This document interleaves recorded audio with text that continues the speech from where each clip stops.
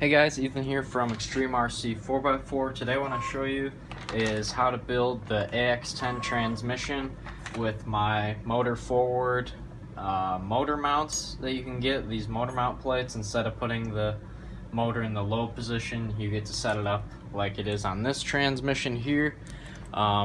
If you're going to purchase the kit for the Trail Finder, the Terramite chassis, or the AX10 transmission kit for the CR12, this motor mount will be included, and you'll have to know how to build this. So go ahead and show you guys here. It's been a little bit since I've built one of these transmissions, but it should be fairly simple.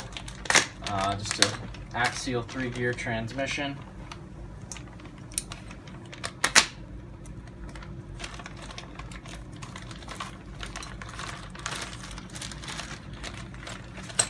These go for about $50.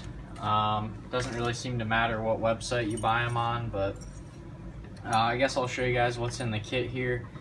This is the actual motor mount plate that goes onto the transmission side. This is the motor side. As you can see, we have the slots in it to adjust your pinion. And then we have 3 aluminum spacers and 3 M3 by 30 screws, and a spacer that goes on the transmission side. So chances are I'll need these instructions at some point. Just keep them there to look at.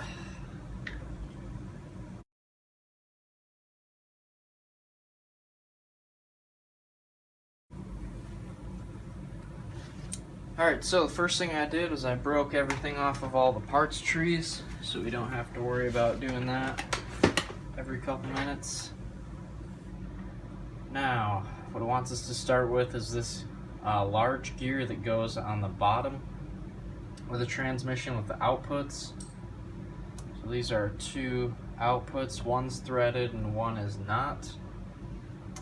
And since there's a bunch of holes in this, I don't think it matters where you put it. Just make sure to line it up with some holes. And the screws for it are the 3 very small screws that come included with this.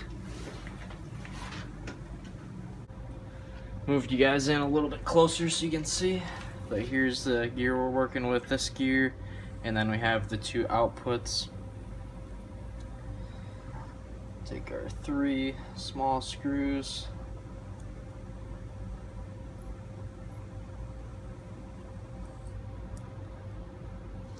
and now one thing that kind of drives me insane is if you're building one of these, make sure you get the outputs lined up so that the holes for the drive shaft are the same.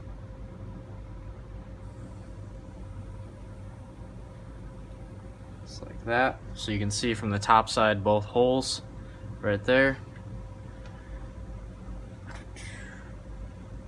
And I'm gonna put some Loctite on these, because otherwise they will come loose inside the transmission and force you to take everything back apart again.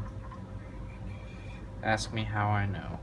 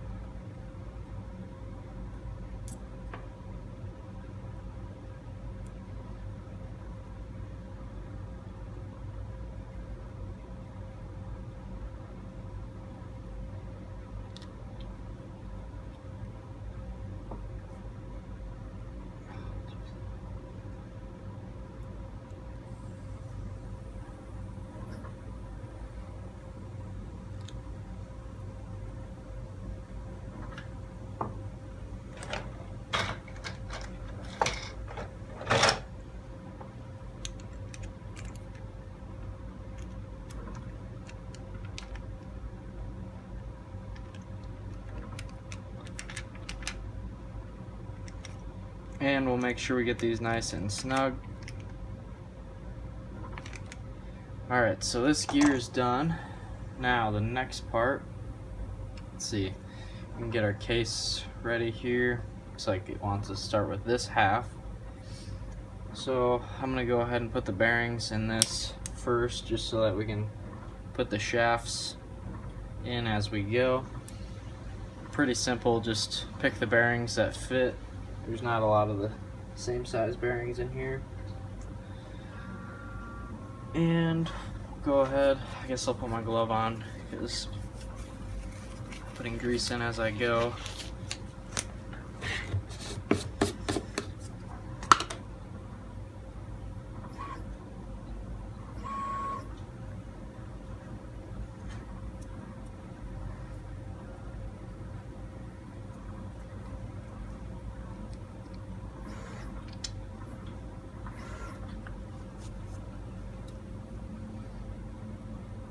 Alright, the next shaft we can build is the center shaft, which has this gear on it. The center gear is kind of an idler between the top and the bottom, and we put a bearing in each side of it.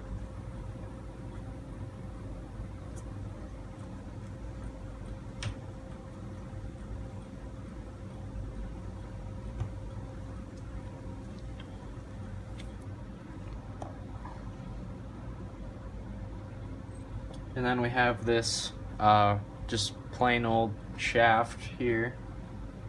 Nothing special about it. Put some grease on that, and then through our idler gear. And we'll put it right in the transmission. Now to do the top shaft. This is where things will start to get specific to the this transmission kit, I guess. So the way we want to build this is we're looking at it this way. It's going to our right, and then as we look at this, we want the shaft with the spur gear to come out towards us. So to do this, what we have to do is, let's see, I'm gonna put a little grease on this shaft to start.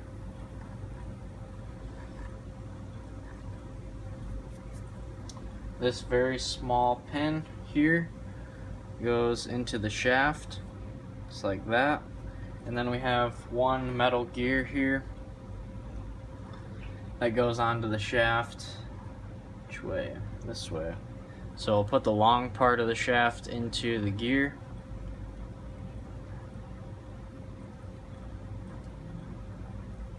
Just work it on there. It's a little bit snug. And then, as you can see, the shaft seated into the gear, or that little pin we put in there seated into the gear. And on this end of the shaft, we're going to get our other bearing. I don't want everything falling out here. Looks like there's no grease in that hole, so go ahead and put some in there.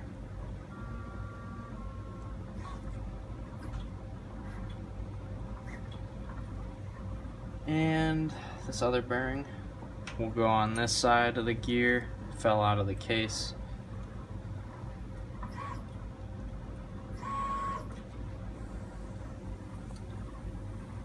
Then let's put some grease around those guys. Put it into our case. Make sure those bearings seat okay. And then what I'm going to do is I'm going to prepare this side of the case with our bearings, just this large one, and then the other one is on that shaft already, so a little bit of grease in here.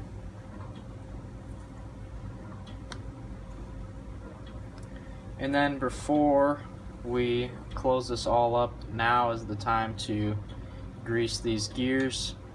People ask me what I like to use for grease. I use this Lucas Oil red and tacky grease. Usually you can use any kind of marine rated wheel bearing grease. Really just any lubrication for these is better than nothing, so if you have to use what you have, chances are that will be fine. Take this gear out.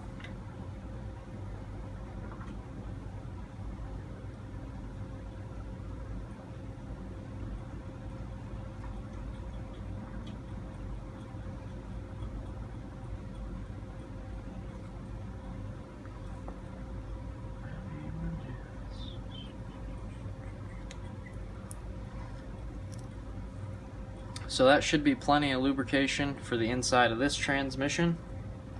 Go ahead and close this up.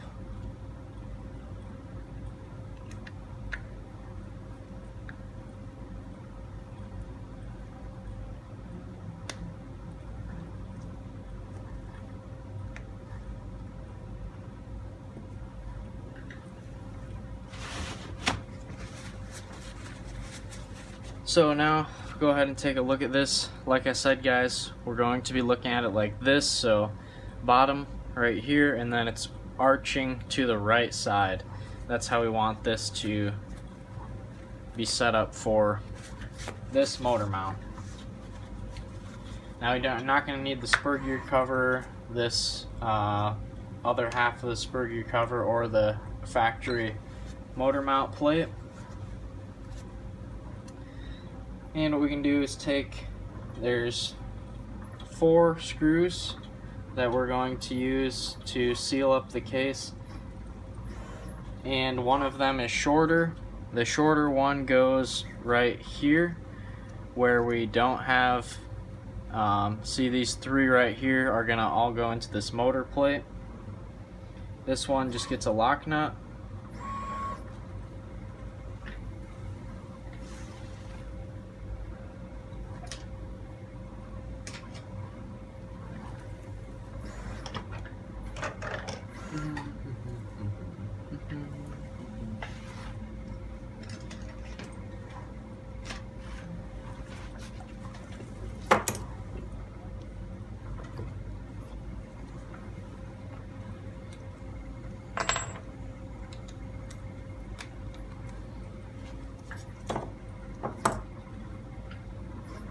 So what I'm going to do is just tighten this one first.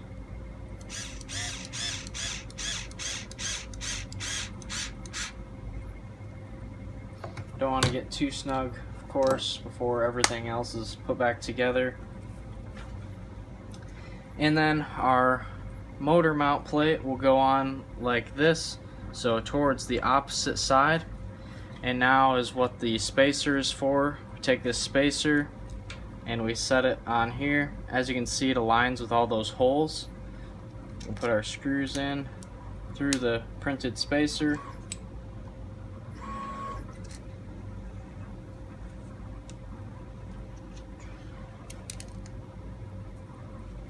And then with all these guys through the spacer, we can put the motor mount plate on over top of the spacer.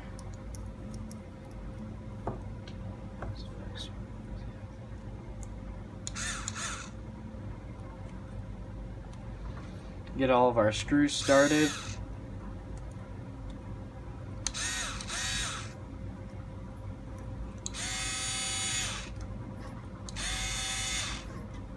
And then slowly just work it on there.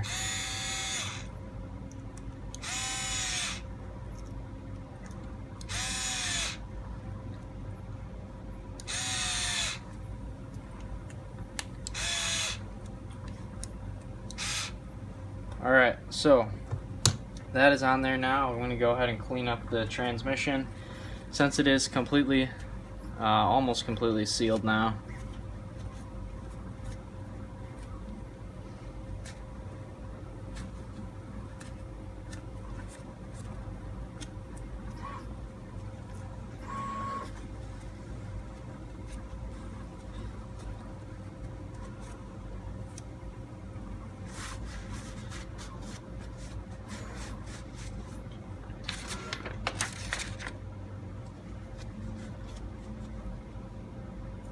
And now the easiest thing to do is to start to assemble the spur gear. So we have this nice spacer. It's actually a really nice piece. I don't remember this being on the older transmissions. Put a little bit of grease in there. Just a little bit.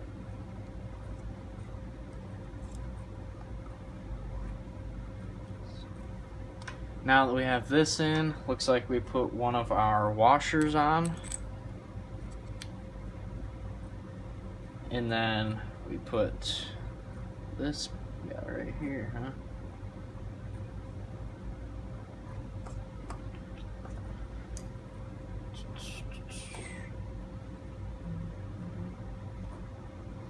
So now we're going to put these clutch plates, I guess you can call them, on the transmission. They have a sticky back, so we'll pull this off, and the sticky back will stick to the spur gear, just like that. This other one is kind of already set in here. Pull the sticky back off.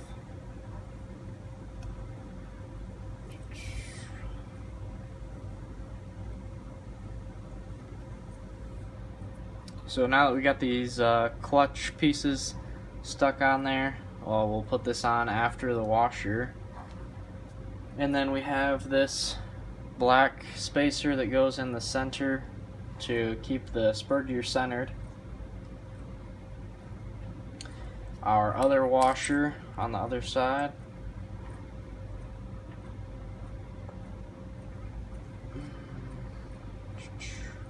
Looks like this plate can be put in place if you want to just lock it up.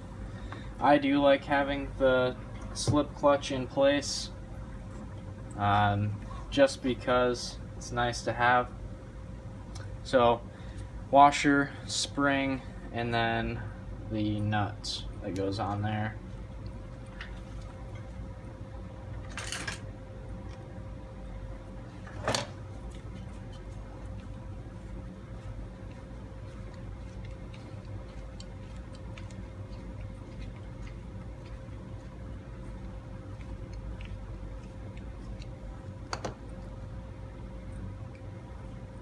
Now there is somewhere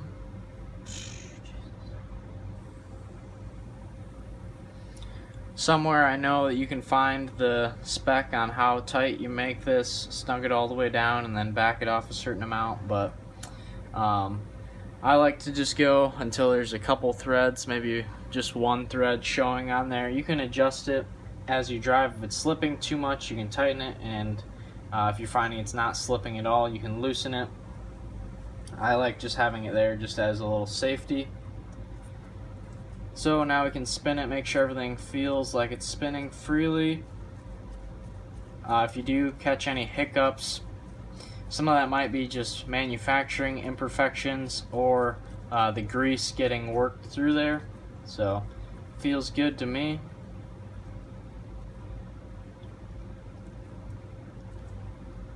Alright, now looking at all of our parts here, we have this cap, and then this cap we can put on this side of the transmission. Normally it would go on the other side because the spur gear normally comes out of this side of the transmission, but since you can build these axial transmissions either way, this is the way I decided to design it. Then the motor mount plate, just line it with our screws, our holes on that plate, and we'll put our screws in, spacers. Let's put one spacer on here for a second. Get this screw started.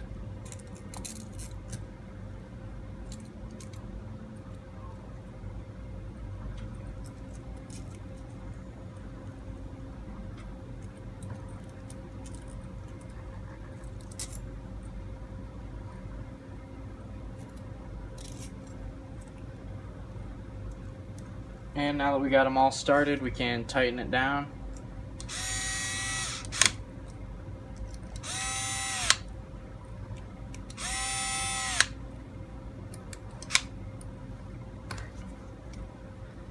So just like that, we have completed the build pretty much. Now the only step for you guys is to install it in your truck, and past that the motor goes in right here.